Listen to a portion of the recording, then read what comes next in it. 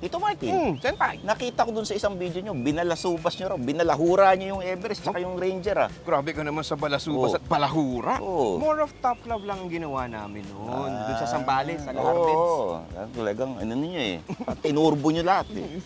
Top love, Top love, di ba? O, Pero ang ginamit nyo ron ay yung Everest lang, top of the line. Oo, top of the line. Yun kasi yung pinagamit ni Ford Philippines. So tama-tama, sabay tayo makakapag-explore ngayon. Explore ng ano?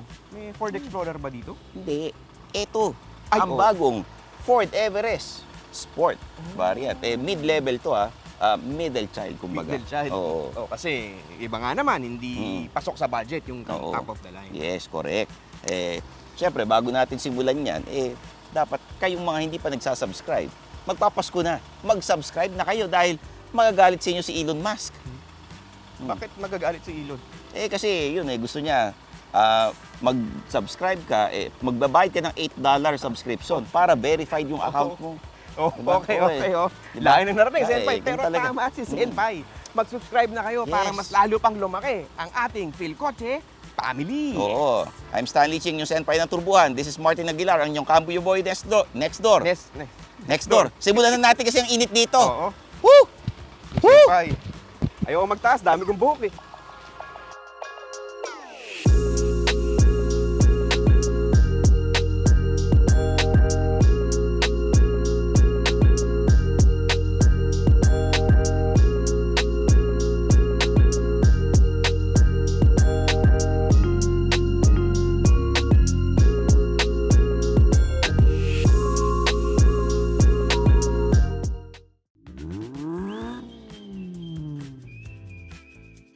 Kotse ba?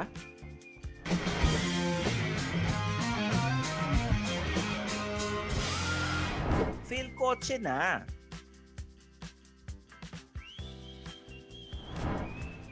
Bago natin simulan, ang Ford Everest Sport is priced at 2,089,000 pesos. O tara, Tito Martin, tingnan natin ang harap. O tara. Let's go. Dito tayo sa harap. Etong sport variant lang ang may black accents. Tapos, syempre, itim ang grill. Hindi mo na kailangan magpunta sa aftermarket kasi may Everest logo na sa harap. Dito. Ayan. And then, LED lighting system, automatic headlights, and meron tayong dual tow hooks. Oo nga naman, Senpai. Makina, gusto mo tingnan? Tingnan natin, Okay, syempre. let's go. Let's open the hood. Ba? Mabigat yan, di ba? Medyo. Yayay. Oy. Oy, yun pala. Yan. Okay. The Ford Everest Sport is powered by a 2-liter turbo diesel engine that delivers 168 horsepower and 405 Nm of torque. And then yung engine niya is connected to a 6-speed automatic transmission. In terms of fuel economy, nakakuha kami ng 8.3 kilometers per liter while driving within the city at an average speed of 20 kilometers per hour. Tapos sa open highway naman, we were able to get 15.6 kilometers per liter while cruising at 90 kilometers per hour. O, diba, Okay. Senpai? Sige. Saan ako na ulit? Yes. Alright.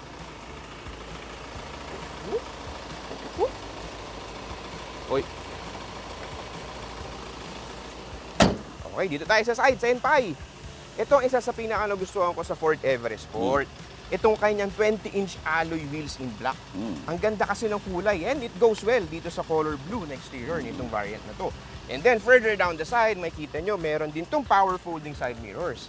And then yung door handles niya, Senpai, itim din. Pati yung roof rails, itim. At saka yung windows around dito, itim din.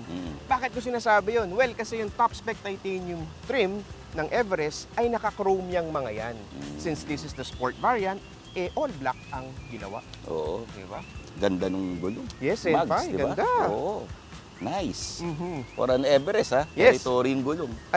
Oo nga, no? Territory HT. Oo. Dami mo nakikita. Tara, Hindi, tayo talaga. Baka pansin ko masagasaan lang. tayo. Oo. Yun, Senpai. Mm. Dito sa likod, ang isang giveaway na isa itong mid-spec variant ay yung kanyang taillight design dito. Ayan, no? Kasi nag-extend pa dito yung taillight assembly nitong sport variant. Kasi sa base model, sa corners lang yung taillight design niya, di ba? And then, mas subtle din yung pagkakalagay ng Everest na nameplate.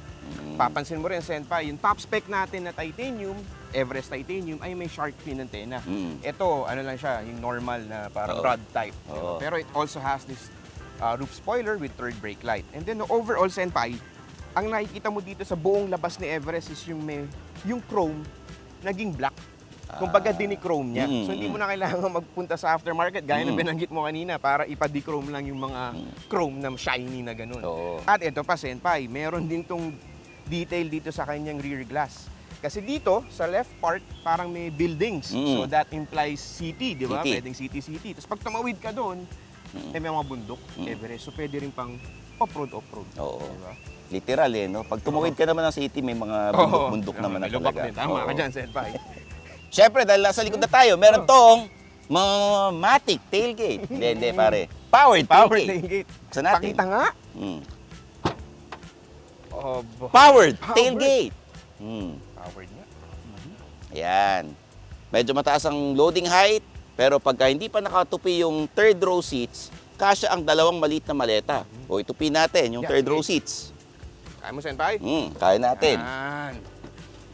O, flat na flat. Kasya ang siguro mga 3.5 na balikbayan boxes. Oo nga, no? Diba? O.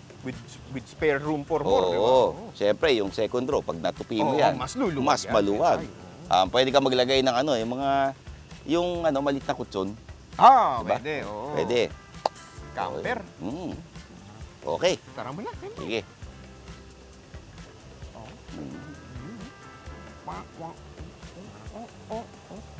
The Ford Everest Sport measures 4,904 millimeters in length, 2,201 millimeters wide, 1,884 millimeters tall, and has a wheelbase of 2,900 millimeters and ground clearance of 223 millimeters. Dito tayo sa third row seats. The legroom is okay for a guy like me na 5'6" ang height. Yung headroom, medyo hindi ganun kaluwag. Ang perfect dito dalawang Stanley. Pagka Vincent ang upo rito, kailangan isa't kalahating Vincent lang. Okay? Meron tayong bottle holders, may 12-volt socket, may dedicated na air vents, aircon, di ba? At ang napansin ko lang dito kasi, yung cushioning, hindi masyadong maganda, medyo manipis yung material, medyo upright ang upo ko rito, manipis yung cushioning, hindi ko mahiga yung third row kasi walang adjustment dito sa gilid. Unlike yung mga ibang SUVs na na-review namin, may mga adjustment sa gilid. Yan. Oh. Kaya kung adult ka na nasa third row seats, baka hindi mo kayanin yung long drives, makipagpalit ka doon sa mga nasa second row.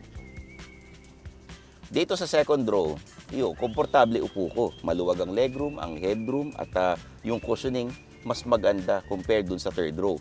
Tapos meron tayong armrest with cup holders. Meron tayong aircon vents at meron tayong aircon controls dito. Pwede mo i-adjust. May USB charger tayo at Type-C na charger. Future-proof itong sasakyan na ito kasi lahat naman tayo papunta na ron at mas mabilis ang charging pag Type-C ang charger. Tapos itong bottle holder natin dito, medyo weird lang sa akin kasi squarish Ayun. Yon, dito naman tayo sa front cabin ng Ford Everest Sport. Isa sa design detail na nagustuhan ko dito is yung kanyang glossy black trims dito sa kanyang dashboard.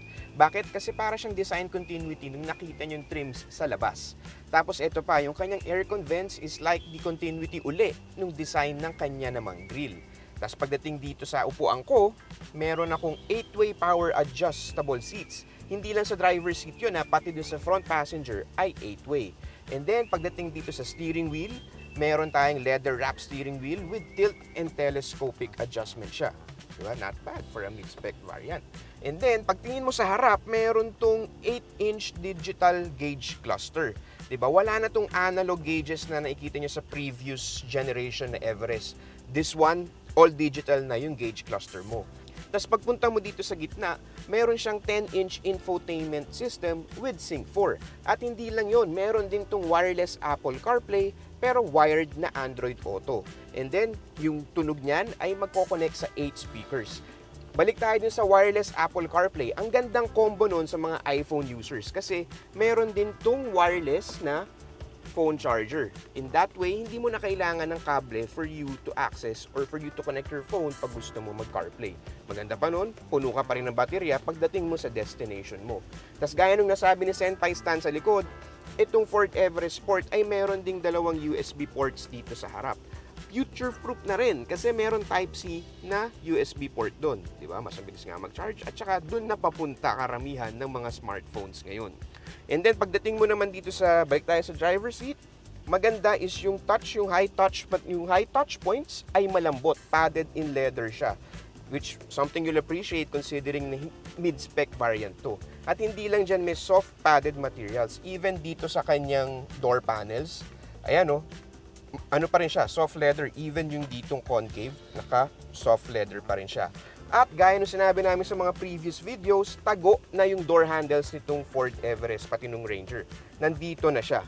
Which for me is maganda yung design kasi ang laki nung na-clear up na space dito sa gilid ng door panel. Diba, mas masarap sa mata, tsaka mas seamless yung kanyang itsura. Ayun, no, since this is a mid-spec variant, no, Senpai, napansin ko dito is that it has a different gear shifter.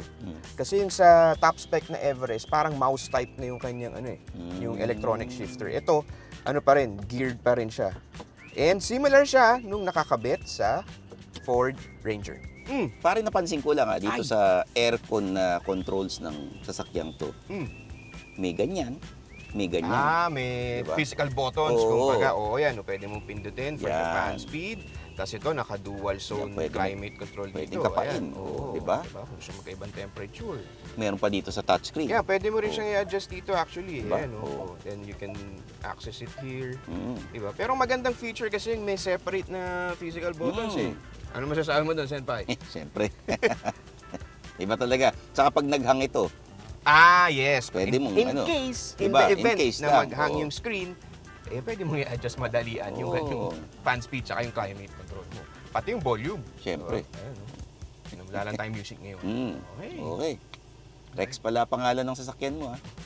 Everex. Everex. Ano, gusto mo mag-drive? O tara.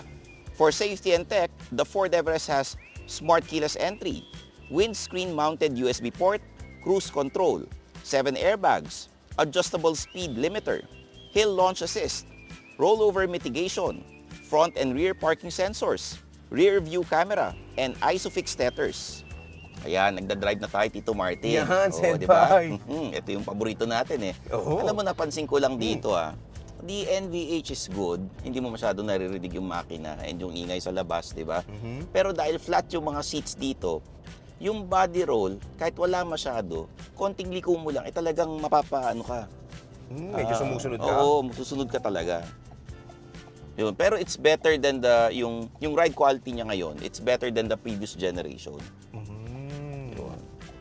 Ikaw, Tito Martin, kumusta ka dyan? Ako, syempre, no? Sarap mag-drive. Well, driving this Ford Everest Sport, kasi nga, di ba, hindi ito naka-bi-turbo eh. Pero for me, it's not that much of a problem kasi hindi naman siya underpowered eh, kung yun yung concern ng ibang mga tao. It still delivers adequate power and talagang mararamdaman mo yung pull pagka inapakan mo yung kanyang acceleration pedal. And then what I also like dito is yung kanyang steering wheel, Senpai Stan. Kasi hindi siya masyadong magaan, pero hindi rin naman siya ganong kabigat. Considering that this is a mid-size SUV, komportable imaneho itong Everest Sport. Yun kasi nabibigay nung kanyang kabuuan na kanyang steering feel. And then yun nga, no, sabi ko nga kanina, no, yung acceleration, Well, yun nga, no, yung sabi ko kanina, yung kanyang power delivery, no, okay yung kanyang throttle response, Senpai Stan, kahit hindi siya naka-bi-turbo. Wala naman akong mahahanap pang iba kasi yan it gives you power when you need it eh. Tapos pati sa akyatan, kayang-kaya nitong Ford Everest Sport. And then, sasabihin ng iba, 4x2 lang yan eh. Oo, 4x2 nga lang to, pero kung ikaw naman yung tipong tao na gagamitin mostly yung sasakyan na to sa city lang on a daily basis, for me, okay ka na sa 4x2. Kung occasionally ka lang naman lalabas, out of town, you don't need 4x4. You can go with the 4x2. Diba? Kasamahan mo pa nung kanyang exterior styling na baka suit your taste. Mas panalo. Tsaka alam mo, Senpai Stan, hindi naman common sinabing 4x2 hindi na pwede sa mga rough terrain, di ba? Oo. Kaya pa din ang sasakyan ito. Ang medyo dehado ka lang kung naka 4x2 ka, kung yung mga extreme off-roading, yun talaga, 4x4 ang Oo, kailangan mo. oo. But then, kung daily mo sa city, tapos occasional rough terrains, 4x2 is already good. Tapos ito pa, Senpai, no? Yung kanyang, sabi mo kanina, nag-improve yung ride quality. Yes. Yes, I agree that Oo. totally. Although ang nasa ilalim yung platform nitong Everest Sport na to or ng next generation Everest is still the T6 platform. Pero improved na yun. Improved T6 platform. At ang talagang significant na madaramdaman mo, especially when you've driven the old generation, is yung kanyang ride. Mas stable tong bago, mas planted siya on the road. Tsaka, it drives more confidently itong bagong itong bagong Ford Everest. Karang daming Yun na. kotse. Itong bagong Ford Everest. Diba? Tapos yun, NVH is also good. Tapos yun nga, Senpai, pagka nasa open highway, yung steering wheel mo na hindi ganun kagaan at hindi ganun kabigat, works to your advantage. Oo. Less hassle less pagod, saka mas madali mo makokontrol yung vehicle. Lalo na kung kailangan mo i-stay sa center ng lane. And then note lang din natin, no, Senpai, since this is a mid-spec variant, naka-standard cruise control lang to. It doesn't have the adaptive cruise control na makikita mo syempre sa top spec titanium trim. Pero for me, that's not much of a problem, di ba? Kaya mo namang i-adjust, di ba? And buti nga, may cruise control pa Okay na tong 4x2. Di ka naman kagaya ni Jericho Rosales o ni Paolo Abilino na mag-extreme off-roading Magkakasing pogi kami. Lamang ako ng isang paligo, pero syempre, para kay Stanley Chi, okay na tong 4x2. Lalo na pang-opisina mo lang, di ba? Oo. Naman ng Senpai. Huwag kayo magpo-4x4, lalo kung hindi kaya yung bayaran. Jericho Rosales? Oh, di ba? Oo. Hindi naman nagkakalayo, pare. Oo, medyo nga. Oo. So, Tito Martin, bago tayo magtapos sa review na ito, ano ba ang meron itong Everest Sport compared dun sa base variant? Good question, Senpai. The Ford Everest Sport has the following. Bigger 20-inch wheels, powered and hands-free tailgate, automatic day and night rear view mirror, dual-zone automatic climate control, additional 8-way powered seat for passenger, additional USB port for second row, and front sensors. Tito Martin, hindi lang pala aesthetic, very functional din. So, for 290,000 pesos more, tingin mo ba, worth it itong mga nadagdag na features? May mga tanong mo, Senpai, ginugulat mo. Oo Well, para sa akin, worth it itong Ford Everest Sport if you're looking for an Everest na de-chrome. Kung hindi ka mahilig sa chrome trims, the Everest Sport is the way to go. Kasi yung black accents niya, ang ganda nung nabibigay na play dun sa buong exterior ng Everest. And then, yung 4x2 engine niya, and then yung 4x2 na capability niya, for me, is more than enough. Gaya nga nung sabi ko kanina, kung gagamitin mo on a daily sa city, tas occasional out-of-town road trips or out-of-town rugged terrain trips, swak na si Ford Everest Sport. Tsaka iba standout siya sa ibang Everest kasi nga, because of the trims. Oo, hindi, ang ganda naman talaga Oo. Ako, for me, ang ganda na nga naman talaga for 290,000 pesos more. Sana lang, yung sa third row, Ayan, yung yung sinabi mo kanina. Oh, yes. Sana lang, Mas inayos medyo pa nila. makapal na konti. Konti, yan. Pero overall, I like it for city driving, occasional out-of-town yan, trips, di ba? diba? Pare? Ganda. Ayan. Mm. And that's a review of the Ford Everest Sport. For a mid-variant, very loaded and capable na itong sasakyan na ito for city drives, daily driving, and occasional na out-of-town. Tsaka isama mo ba dyan, Senpai, yung improved ride quality tsaka easy-to-drive characteristics. The Ford Everest Sport will make you look no further.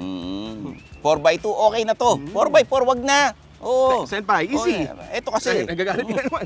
yung mga kasing subscribers natin Sabi sa mga inyo iba nanonood. hindi- Mag-subscribe na kayo, Senpai. Oo Oo. I'm your host, Stanley Ay, Chin, oo, yung senpai ng turbuhan. At ako naman, smart na nagraran yung Cambio Boy next door. O, tandaan ninyo ang target natin before the end of the year, 400,000 subscribers. Huwag nyo nang paabutin ng mahal na araw next year, di ba? I-follow nyo ako sa mga social media accounts ko. Meron akong sariling YouTube channel, youtube.com/StanleyChi. At ang aking podcast, Underpaid with Stanley Chi, sa Spotify and Apple Podcast. Kinig na't mag-subscribe. So, paano ba yan? Magkita-kits tayo sa next video, dito lang, sa Phil Kotse. Bye-bye! Senpai, sakay ka na. Sakay na kita. Parang hindi na umiinit ulo mo. Uy. Aircon ka. Oo, pare, buksan natin. Mainit. Todo natin. Diyan ka ba sa likod? O, sige. Oo, di ba? Siyempre, dito. Kala, boss nga pala. Boss ako, pare. O, sige. O, ulo mo. O. Sino magdadrive? Yo, mag-drive. Thanks for watching. For the latest news, reviews, and anything you want to know about cars and car ownership, visit philcoche.com. Follow us on YouTube, Facebook, Instagram, and Spotify para hindi ka huli sa usapan. Tandaan, kotse ba? Philcoche na!